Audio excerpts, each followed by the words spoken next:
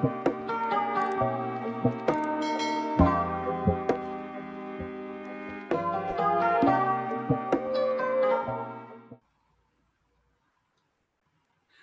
right. Hello, everyone. Happy Monday. I am especially excited to be sharing this with you live today because it's my anniversary. My boyfriend and I we went out last night to celebrate our anniversary. Number one, because my daughter was with her dad, so we actually got to go sit down somewhere, nice without a small child with us. And also, without leap day, technically, yesterday would have been our anniversary. So, oh, hey, Emma, so nice to see you. So today's our anniversary. And so, I went live the other day sharing a bit about our partnership and how I use human design to navigate it, to, be our best, right? To be our best relationship and to empower each other in this and that. But, I realize we don't fight, we don't argue, which is, partly because, or in large part, I would say, because we have this recognition, but, we do have growth spurts, right? We do have points of friction, points of stress where we get to choose how we're going to react. Are we going to implode? Are we going to blame each other? Are we going to allow this to separate us, or are we going to take a deeper look at things? And, last night we had a really, really great conversation at dinner that kind of, turn the lights on for me about why certain things have been going on in our home, in our lives, in our work lives, and our relationship together. And in large part, it is because in certain aspects, I was not recognizing my human design or our designs together. So I wanted to share that with you today as well, so that you could learn a little bit more about, not just, the successes and the things that we do well, right? But some of our actual opportunities for growth, and some of the things that we've had to not necessarily just know and do right the first time, but sort of learn the hard-ish way. Though I will say the hard way is to do this without human design and to I don't know, I feel like it's a lot more work. It's just in general, if we get to understand each other and ourselves so much better when we have this information available. So I'm going to share my screen with you to share our designs. And so one of the things that I talk about a lot, and, again, I am writing a book on this, is the emotional authority, right? About half of the population are emotional authorities. That's this center right here. If you've got this center brown, if it's colored in, hey, Stephanie, nice to see you. If this center is brown, if, that makes you an emotional authority. Hey, Kim, so nice to see you. So if you are an emotional authority, then you've got this center colored in, and it will tell you your authority is solar plexus emotional. If you are open, then it looks like this. And it'll be white, and maybe you'll have, some things coming out of it, but it'll be white, and your authority will be something else. Because if you are part of the roughly half of the population that has the emotional center defined, then you are an emotional authority. It overrides all of the other centers.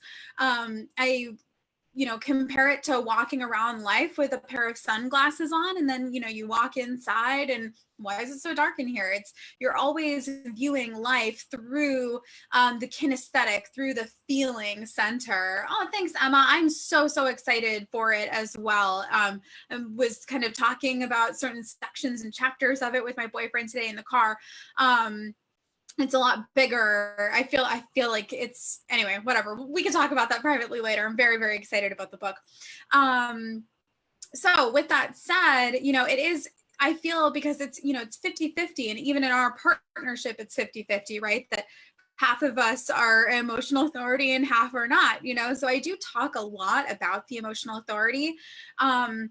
And I think in this particular, conversation about our opportunities for growth, I think that it's really important to understand that if you are an emotional authority, I talk a lot about the waves and not judging the waves, and please don't judge the waves, but also, don't disassociate from life and allow yourself to, oh, I'm just in a low, to like check out of life and to not evaluate, like, are you actually, responding to an environmental factor that is not, pleasing to you? Are you doing things that you don't want to do?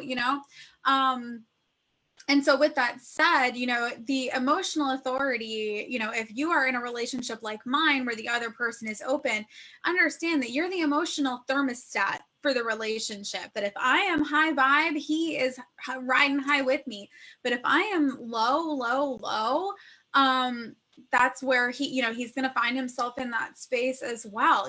So yes, honor, the wave. But if you're finding that you're, for example, I know from observation, about what times of, what weeks, like what days, I'm going to be in a high or in a low. Hey, Jenny, so nice to see you. So, because I've been able to observe it over this period of time, I know when it's going to happen. So if I am noticing that I'm in a low for longer than anticipated or longer than I think that, my typical waves are, it's time for me to sit and evaluate and take a look at myself and like, how am I living? Literally, like, how am I living? Right? Am I enjoying my life? Am I happy in it? Because as an emotional authority, again, you are the emotional thermostat. Okay. So certain things that I can do as an emotional authority to keep my vibe high so that I keep the vibe of our relationship high, right?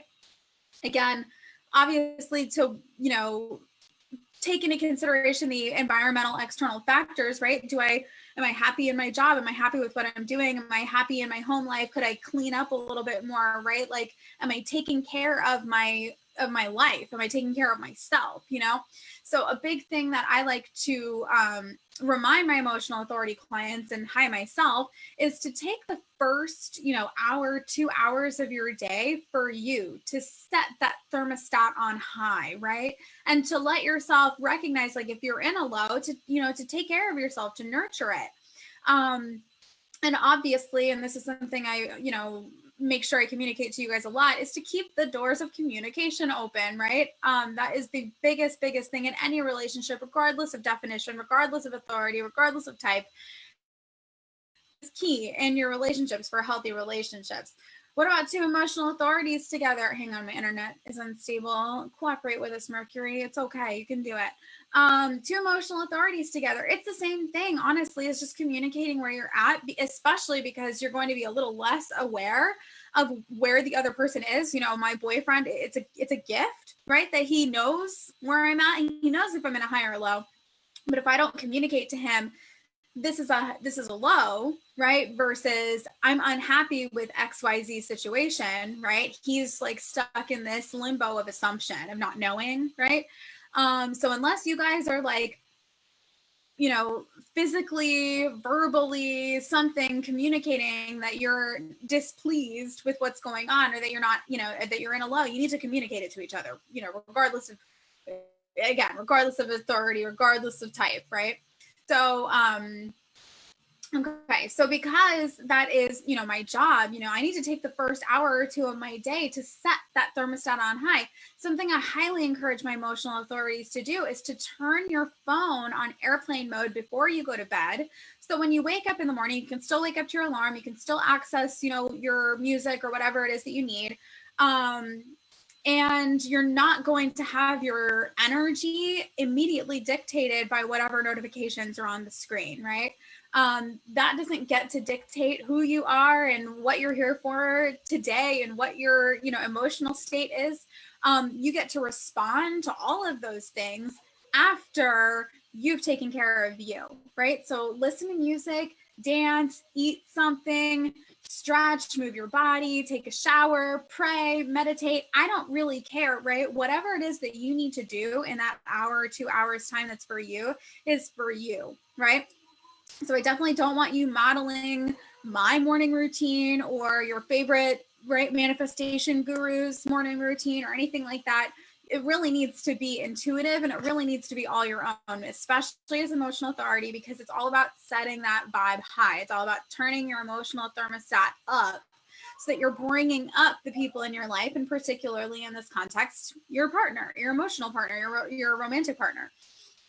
Okay, so I want to talk about some things that I have noticed, right? And I said we had a really great conversation last night about some of the, pressures that he and I have both been feeling. It's our anniversary, and I don't know, we decided to take that time to have a really serious conversation at the dinner table at 10 o'clock at night. But it was a really great, productive conversation, and it reminded me of just how defined I am, you guys. I cannot stress this to you enough. The reason that we want to understand our human design, and not just our human design, but the designs of the people that we love, so that we can recognize that, right, like everybody's different, but like, so literally, you guys, everybody's different. Everybody processes their environment, their world in a very unique way. And your human design can give you a window of understanding of how you perceive the world and how the people in your life perceive the world, right? So that if I've been living in this body, walking around with this perception, yes, I've grown, yes, I've changed, whatever. But, for 31 years, I've only ever lived from this body, And so because of that, I don't understand what it means to live in a body that doesn't have an emotional authority, that has a wide open will center. And I talked with him, and we're very, very conscious of those two centers, because they are the most, not important, but there's like a hierarchy of the centers, and some feel more pressure than others. Some feel like more urgent, and they kind of override one another, right? I mentioned that the emotional center, if you have it defined, it overrides all of your other centers, okay? So we're very conscious, in your will center, those two are the two like very prominent, centers that we react to, particularly emotionally as people. So he and I have a lot of conscious awareness of that, right? We talk so much about the emotional authority and me staying responsible for my feelings, and him only offering to support me if it's really in alignment with him and he actually wants to, and it's not because he feels like he needs to, or he needs to fix it or take care of me. Because you're right, that behavior leads to resentment and bitterness, and that's not what we're about. So we talk about that a lot. Check, fantastic. The will center deals a lot with, ego and drive, and I call it like being self-motivated, right? If you have the will center, this little triangle here defined, hey Megan, so good to see you. So if you have this little triangle here red, then you have the will center defined, and so that is just, you're very self-motivated, okay? So again, I believe, and this is just my personal belief, my personal observation, watching people and, studying human design over the years, I believe that the more defined that you are, the more like work you have to do, both physically, mentally, emotionally in the world. Okay.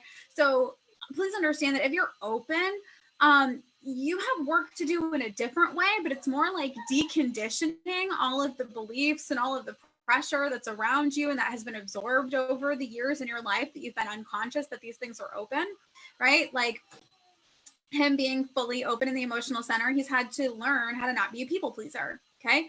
Him being fully open in the will center, he's had to learn that he is enough already and that he doesn't need to be competitive or an overachiever or whatever, that whatever it is that he wants to do is right for him. Whether, he doesn't need a million certifications, he doesn't need, 1,000 testimonials. Okay. So we've done a lot of conscious work on these two centers. Now I want to talk to you about the other two centers that I have defined that he doesn't, because like I said, I'm very, very, very defined. Not only am I very defined that I have all of the centers here lit up, but if you look, there's this one line that goes, through all of them, right? They're all pretty much connected. So that is what the definition is. The definition of your design just talks about whether or not things are all connected. Now, he is also a single definition, but he's only got those 3 centers defined, right? So that's 4 more places. He's not just empathic to my emotions, right? He's empathic to my ambition, my ego, my willpower. He's empathic to my instincts, my fear, right? My fight or flight, my survival, my intuition, okay? And he's empathic to my stress, to my worry, to my sense of timing, okay? So not only do we have to be super conscious of where I'm at emotionally and communicating that, but something that we talked about at the dinner table last night was that not only had I, in certain ways, right, I'm very conscious of my emotional authority in honoring where I am and communicating that. But, sometimes, again, I'm very good at recognizing the wave, but maybe I'm like not necessarily noticing certain things in my 3D life that are not serving me, or that I'm continuing to, whatever, I'm just going through the motions. And so it's very natural for me, and this goes a little bit deeper into my design, and I'm not going to go there, in that sense, but a lot of things in my design point to survival, point to fear, point to basically overcoming that, like learning that lesson of worry, that lesson of fear.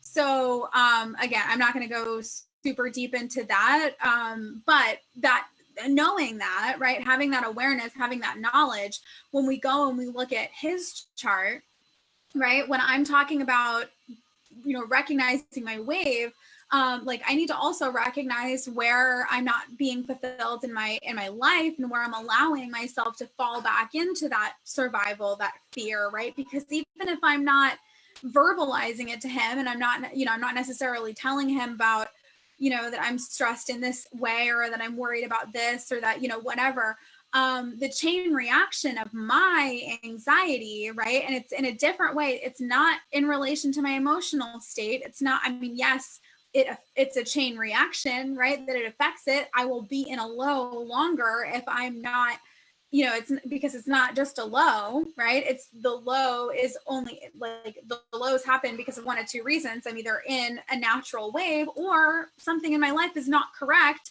and I need to fix it in order to bring myself back up to where I want to be. Right. And so I was just like, oh, I'm in a low, I'm in a rest. Oh, I'm in a low, I'm in a rest. Right. But it was going on too long. And so I really needed to take a moment and examine, okay, well, what's actually going on?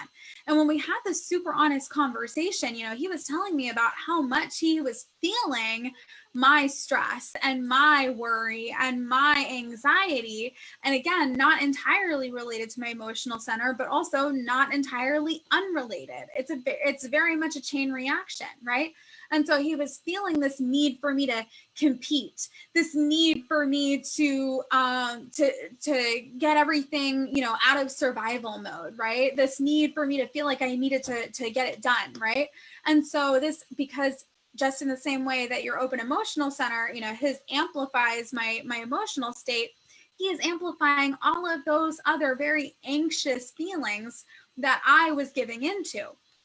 And so it's really my job as the defined, person in this relationship to be in power, not just in my emotional state, but in all of my definition. I need to be in healthy power in all of those centers so that he can be a healthy receiver, right? Because it's just like, I can't expect him to, process unhealthy, like shadow expression in a healthy way, right? Like, and how long can a person do that?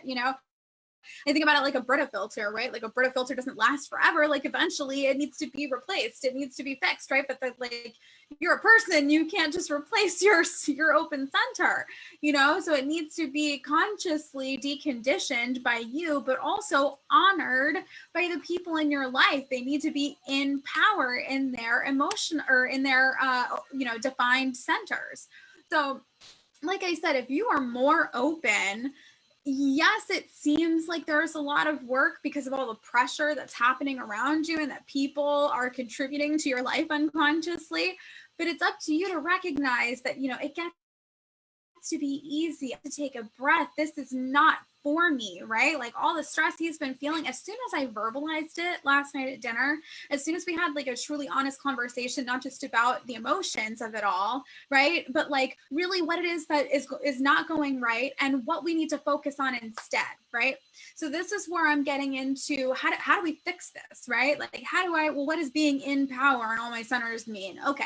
So, I can have ego, I can have drive and willpower towards something, but it's all about the way it's expressed, right? Just like I can be emotional about things, it's all about the way it's expressed. Okay. So some things that we were noticing is that I had really fallen into a pattern of focusing on, it's classic manifestation 101, but focusing on what I didn't want, right? I was looking at everything that we didn't have. I was looking at the space in between where it is that we wanted to be. And instead of getting super clear on that, I was super focused on, okay, well, what do we have to do to keep our lives together until that moment happens? And, this is where I'm telling you that this is partly me doing the work on a conscious level, that I need to be exercising, my timing, that I need to be exercising my willpower and my ego, that I need to be exercising my intuition and my instincts and even my fear in certain ways on a healthy level. Okay. Because I was designed to do all of this. So I just wasn't designed to do it in this frantic way. Okay. So one thing that I really wanted to show you guys that's been super helpful for us, other than keeping me in power, other than keeping our, communication open, this recognition that we need to be focusing on, what we do want, obviously, that is how I can be more in power. But I want to show you one last little thing here, and I want you to take a look at this arrow. Okay, so this is the bottom right arrow on your human design chart, right? So my bottom right arrow, this deals with perspective. Okay, so this tells us a lot about how we perceive the world around us. So an easy way for you to digest this, though, is to think about it in terms of manifestation, right? That there are kind of two schools of thought with manifestation, that you either want to be super, super specific, like you're putting in an Amazon order to the universe, okay? And the more specific you are, the better. Those people do really well with vision boards and very specific affirmations with specific numbers and right specificity. You get the picture. While the other half is all about, the frequency and feeling how you want to feel. And if I feel how I want to feel, then, how it gets delivered is, a surprise, and I get to be delighted. So we can see that in your human design. My boyfriend and I actually have, right, the opposite sides, that I have the non-specific, right, that I'm more of a mood board person, that I'm more of a get into the feeling person. How do I want to feel, and let that be delivered? Whereas he is more specific. And my gosh, it is so spooky how specific he is sometimes. He was telling me a story yesterday about how he kind of wanted to just play around with it. And he was thinking to himself while he was at work about how he wanted to see someone from New York. He wanted to see someone totally random, someone he wasn't expecting. And he just wanted someone to, can you go? He just wanted someone to be there. And so like it was the next day or something, and he saw like this random girl that he used to know, like living in New York, and he hasn't talked to her in probably like 5 or 7 years or something like that. It's been a long time. And like, why would she be there? It's so random, and it's just that specific manifestation. He does it all the time. It's crazy spooky. So some of the ways that I have been manifesting for us, like I wanted him to come with me. I had to go pick up my daughter earlier. I pick her up every Monday morning, and it's about a half-hour drive away. And so it's our anniversary today. I have to work, he has to work, but I wanted to spend as much time as possible with him today.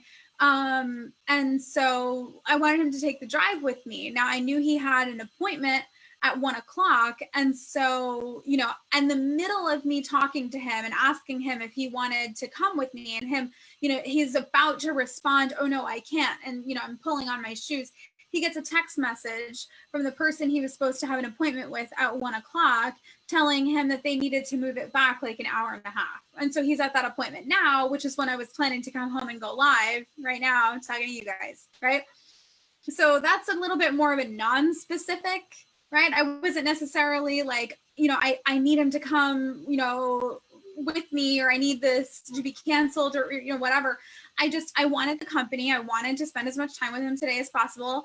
And then it got delivered, right? And so things like that happen all the time for us. But again, it's just a lot more non-specific for me, whereas it's a lot more specific for him. So today we were in the car and I was talking about this, and how one of the things that I want to focus on is more about what's on the other side, right? What's on the other side of that breakthrough, that next level that we're looking at and that we're looking for. And I was just getting really excited about some of the different like opportunities and different visions that have been like given to me recently, and some of these epiphanies that I've had, and just certain things about where I want to grow and what I want to share with the world, and who I'd like to be working with in the future and how. And so it's just like kind of gushing and sharing this vision with him.